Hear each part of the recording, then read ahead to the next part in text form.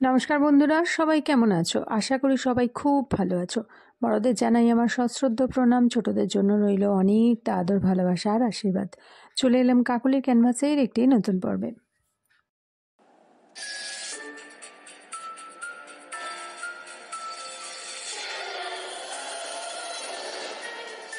তো বাঙালিদের সমস্ত উৎসব প্রায় মোটামুটি কমপ্লিট হয়ে গেছে, আর বিহারের বিখ্যাত উৎসব ছট পুজো সেটাও কমপ্লিট হয়েছে। আজকে ছট পুজোর প্রসঙ্গ কেন তুললাম তোমরা একটু বাদেই বুঝতে পারবে। সেটা হচ্ছে, আমাদের পাড়ায় একটা বিখ্যাত দোকান আছে, যে দোকানে আমরা মোটামুটি এই পাড়ার সবাই যাই, প্লাস দূর দূর থেকেও আসে, কারণ সেই ব্যক্তির ব্যবহার এত ভালো, প্লাস ওনার কাছে হেন জিনিস নেই যেটা চাইলে পাওয়া যায় না। তো সেই ছোটুলালের কথা বলছি, ছোটুলালের জিনিসপত্র খুব ভালো।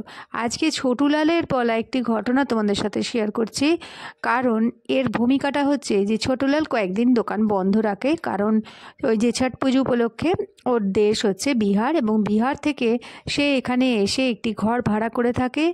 তার সঙ্গে আরও 2-3 জন কর্মী থাকে, যারা ওই দোকান একসাথেই ছোটুলালের সঙ্গেই চালায়, হেল্প করে ছোটুলালকে।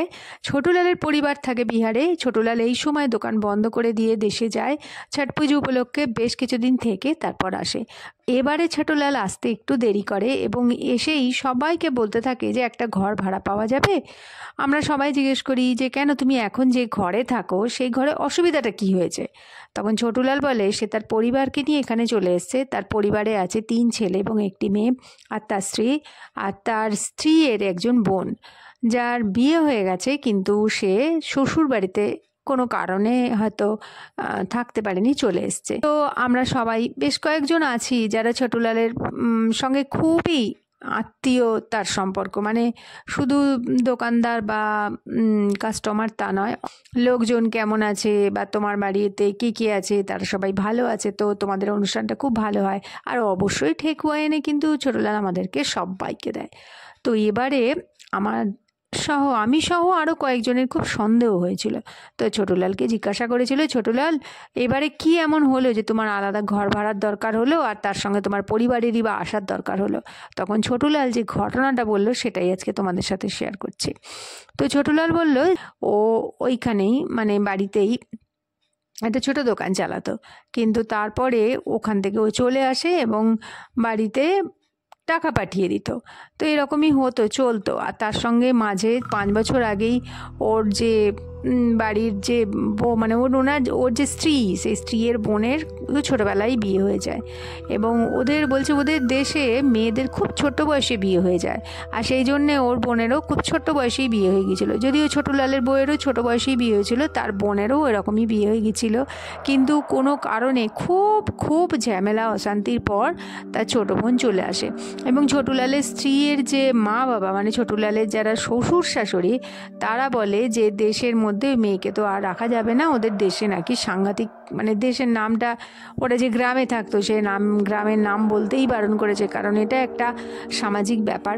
তো বলছে যে ওই কারণে আর কি ওকে রাখা একটু অসুবিধা ছিল, এবং ঠিক করেছিল যে ছোটুলালের বাড়িতেই ওর ছোট্ট শালি থাকবে, এবং সেখান থেকেই বেশ কয়েক বছর পর দেখে শুনে একটা ভালো জায়গায় আবার বিয়ে দিয়ে দেওয়া হবে, কারণ তার বয়সটা ছিল খুব কম। কিন্তু তার বাপের বাড়ি থেকে সেটা একদমই সম্ভব ছিল না। পাড়া প্রতিবেশীদের বিভিন্ন রকমের কথা গঞ্জনা সহ্য করতে হতো এমনিতেই ওর বাবা মাকে, কিন্তু সামনে থাকলে তো আরও এই ছোট্ট মেয়েটাকেও সহ্য করতে হতো। তাই বিভিন্ন কারণে আর কি ও দিদির বাড়িতে এসেই ছিল।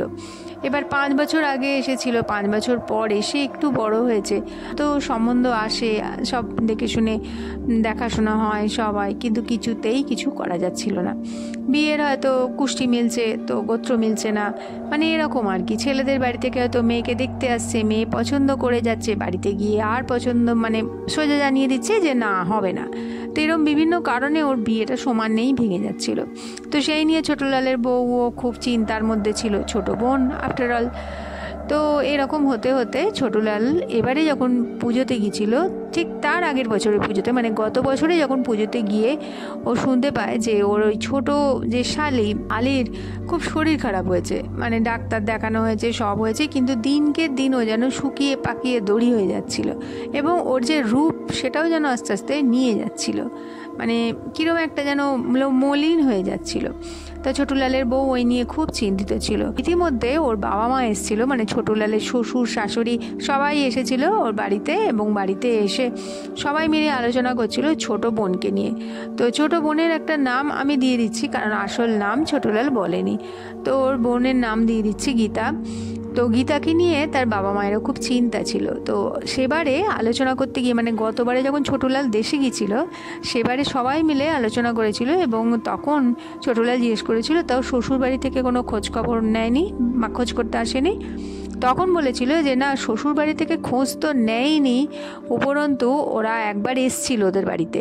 তো এসে যখন গীতার কথা জিজ্ঞাসা করছিল যে গীতা কোথায় কি, তো তখন ওর বাবা মা বলেছিল যে গীতাও দিদির বাড়িতে আছে, আর ও তো ওখানেই থাকবে, আর ওখানেই ওর দিদি ওর কাছে ওকে রেখে দিয়েছে।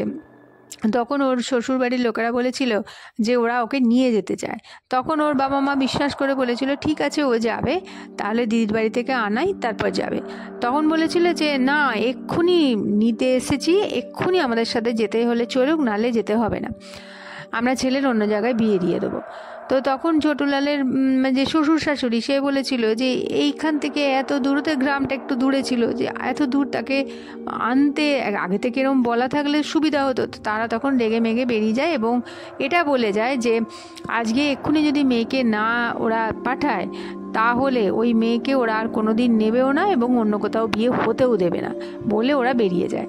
তো কেন যে ওরা হঠাৎ করে এসে এরকম একটা সিদ্ধান্ত নিয়ে এরকম কথা বলে এ করে, ওরা কিছুই বুঝতে পারে না। তো এদিকে হয়েছে কি, এই নিয়ে গতবারে নাকি ছট পুজোর সময় এরকম একটা আলোচনা হয়েছিল, ওই নিয়ে ওরা আর গায়ে মাখেনি। এইবারে যখন এরকম হয়ে যাচ্ছে তখন ছোটুলালের বউ তো খুব চিন্তায় পড়ে গেল যে মা বাবা দায়িত্ব সহকারে আমাদের দিয়েছে, আমাদের একটা দায়িত্বে দিয়েছে, সেখানে এরকম বোনটার এরকম হচ্ছে, এই নিয়ে যখন বিভিন্ন চিন্তা ভাবনা হচ্ছে তখন ওরা ঠিক করে যে এবারে ওরা ওই ছোটুলালের কাছেই চলে আসবে। এখন সবাই বলে যে তা তোমাদের ওখানে কোনো ডাক্তার দেখাওনি আগে? তখন ছোটুলাল বলে যে না, ডাক্তার দেখানো চলছিল, এবার ওদের গ্রামে যে ডাক্তার সেই ডাক্তারকে ওরা দেখাচ্ছিল। ওষুধও কিছুতেই খেতে পাচ্ছে না, যতবার ওষুধ খেতে যাচ্ছে গলা দিয়ে উগলে বেরিয়ে আসছে, মানে কিছুতেই ওকে ঠিক করা যাচ্ছিল না। এই ছট পুজো তো কদিন আগেই গেল, আবার 2-3 দিন পরে যখন জিজ্ঞেস করলাম কী গো, আমরা সবাই জিজ্ঞেস করলাম যে কী গো তোমার শালি কেমন আছে, বলছে ও ভালো হবে কিনা সন্দেহ আছে। তখনই আমাদের মনে একটা সন্দেহ দেখা দিল, কেন ওরম কথা বলছে ছোটলাল, কেন ভালো হবে না? বললো না গো, ওখানেই যা করার হয়ে গেছে করে দিয়েছে, আর কে কী করবে, এখানে কি আর গ্রামে থাকলে যদি বা তার একটা ব্যবস্থা হতো, এখানে চলে এসছে মানে ও আর কে এখানে, সে কে শুনবে আর কেই বা বিশ্বাস করবে। তখন আমরা ছোটলালকে চেপে ধরেছি, ছোটলাল কী ব্যাপারটা ছোট বলো তো। এরপরে হয়েছে কি, সেই যে ওর মানে যে ছোট শালি, সেই শালির দেখাশোনা যখন যতবার হচ্ছিল ততবার কেটে যাচ্ছিল। তার কারণ হিসাবে ওরা একজনের সঙ্গে যোগাযোগ করে, এবং যোগাযোগ করার পর মানে যার সঙ্গে যোগাযোগ করে সে বাড়িতেই একটু তন্ত্রমন্ত্র করতো। সেই মহিলা, তিনিও একজন বিবাহিত মহিলা, তিনি বাড়িতে পুজো টুজো করতেন, হাত টাত দেখতেন এবং একটুখানি জাদুবিদ্যা চর্চা করতেন। সেই জন্য অনেকে তাকে পছন্দ করতো, অনেকে আবার তাকে এড়িয়েও চলতো। তো যাই হোক, সেইবারে ছোটুলালের স্ত্রী ওর কাছে গিয়েছিল বোনকে নিয়ে। তো সেই মহিলা সব কিছু দেখে শুনে করে বলল যে তোমার বোনের ওপরে কালা জাদু করা হয়েছে এবং কোনো দিনও ওর বিয়ে হবে না। বিয়ে কেন হবে না, শুধু তাই না, শরীরও ভালো যাবে না। তো তখন ও জানতে বলেছিল যে কারা করছে। তো ঘটনা যেটা জানা গেল যে ছোটুলালের যে ছোট শালি, সেই ছোট শালির যে শ্বশুর বাড়ির লোক ওর সাথে কালো জাদু করেছিল। ওর যখন মেয়ে চলে আসে, মানে ওদের বউ ছোটুলালের ছোট শালি যখন চলে আসে, তখন তার মাথার কিছু চুল ওরা চিরুনি থেকে পায় এবং সেই চিরুনির চুল নিয়ে গিয়ে ওরা ব্ল্যাক ম্যাজিক করে। আর ব্ল্যাক ম্যাজিক এই কারণেই করা হয় যাতে ছোটুলালের ওই যে শালি বাড়িতে এসে কাউকে কিছু না বলতে পারে ওদের ওই অন্যায়ের কথা, এবং ওকে পুরো এক প্রকার পাগল বানিয়ে দেবার চেষ্টা চলছিল। এবং এমনভাবে ওরা চেষ্টা করছিল যে যাতে ওর আর কোথাও না বিয়ে হয় এবং আর কোথাও যেন না ও যাওয়ার উপযুক্ত থাকে। কারণ ওরা এত বড় একটা নিশ্চয়ই ঘৃণ্য অপরাধ করেছিল, যে অপরাধটা ওরা চাইছিল চাপা দিতে, আর হয়েছিল তাই কিছুটা, পুরোটা হয়তো হতে পারেনি।